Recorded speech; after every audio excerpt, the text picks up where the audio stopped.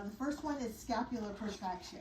So on the affected side, we are going to protract the scapula. Next week we'll talk about that, how exactly we do that. But I want you to kind of have a sense that that is so important. Remember those 5 concepts of stroke treatment, and one of them is scapular protraction. The other is forward flexion, lengthening the limb, all those, lengthening the muscle, all of those. We're trying to do some of that stuff while we're positioning. So this is all the affected side. So we're going to have the shoulder in protraction, which means you're not grabbing here and yanking, you're actually pulling the shoulder into protraction.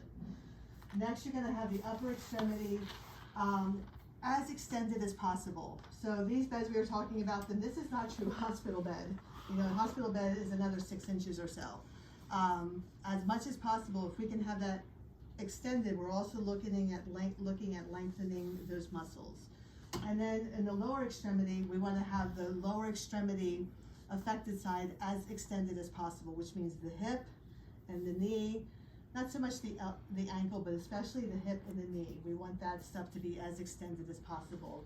And then especially upper extremity, if we can get that arm in elevation, that's really good, because as soon as we droop it down like this, that's just going to swell up, which then we're going to have to fight against the next day in therapy. So those are the 4 concepts that we have when we're looking at bed positioning. So we're going to position somebody in that bed over there. If somebody, Brenda, you're just right there, perfect. Can you take your shoes off? Yeah. Thank you for sitting there. You didn't even know. So we're going to position Brenda, if you're okay with that. And we're going to position her on her left side and her right side. So